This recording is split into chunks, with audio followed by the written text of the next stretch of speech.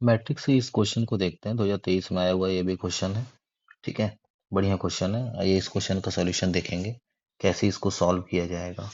ठीक है, तो इसमें सबसे पहले कंडीशन है गिवन है। देखिएगा, जैसे ए कोई मैट्रिक्स है, एक ऐसा है 2x2 का मैट्रिक्स है। ए मैट्रिक्स गिवन है जिसका ए स्क्वायर आइडेंटिटी मैट्रिक्स है। ठीक है, उसके बाद गिवन है B equals to determinant of A. ठीक है, ये कंडीशन है। तो हम सबसे पहले इस क्वेश्चन को सॉल्व करने के लिए कंसीडर कर लेते हैं कि चलिए ये हमारा कोई 2x2 का मैट्रिक्स है, तो कुछ ना कुछ एलिमेंट तो होंगे उसमें। जैसे हमने लेट कर लिया A1 B1 और A2 B2। ठीक है, ये 2x2 का मैट्रिक्स है। अब हमें यहाँ से ए स्क्वायर निकालना है, यानी A1 B1 A2 B2 फिर A1 B1 A2 B2। ठीक है, आइए देख लेते हैं क्या आ रहा है। यहाँ से मल्टीप्लाई करेंगे तो हमें A1 square plus B1 A2 और उसके बाद A1 B1 plus B1 B2, फिर यहाँ से A1 A2 plus A2 B2 या B2 A2। ठीक है, यहाँ से A2 B1 plus B2 square आ रहा है। थोड़ा अगर हम सिंप्लीफाई करना चाहें थोड़ा सा और, तो A1 square plus A2 B1, इन दोनों में अगर हम देखें तो B1 कॉमन है हमारे पास। ठीक है, और अंदर बचेगा A1 B2 बचेगा।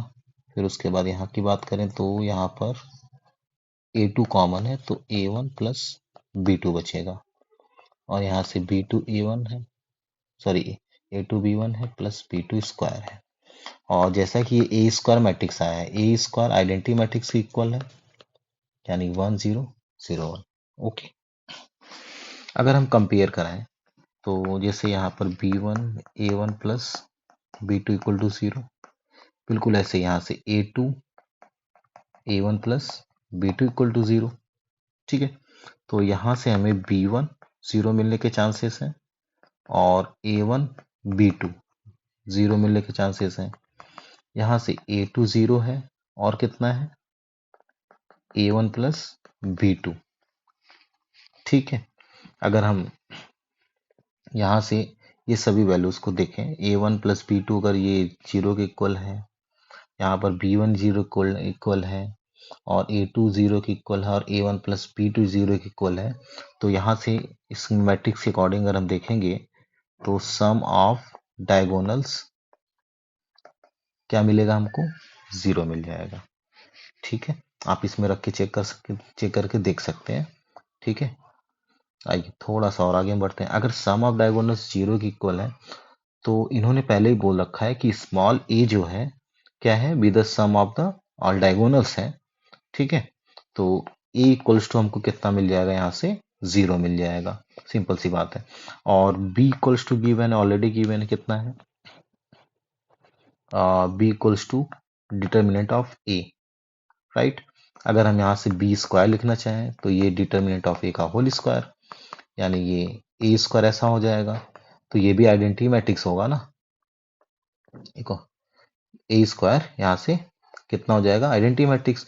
और आइडेंटिटी मैट्रिक्स का डिटरमिनेंट निकालोगे तो 1 के इक्वल हो जाएगा, यानी बी स्क्वायर इक्वल्स टू हमको कितना मिल रहा है, 1 मिल रहा है। ठीक है, तो हमारे पास ए स्क्वायर की वैल्यू भी आ गई और बी स्क्वायर की वैल्यू हो गई। तो हमको फाइनल वैल्यू किसकी फाइंड आउट करनी है, यहाँ से उसको भी देख लेते हैं। 3a square plus 4b square, यानी 3a square plus 4b square, 3 into 0 plus 4 into 1, तो हमको 0 प्लस 4 मिलेगा। तो टोटल वैल्यू कितनी आ गई हमारे पास, 4। और यही हमारा फाइनल आंसर भी हो जाएगा, केवल इतना ही करना था। ठीक है।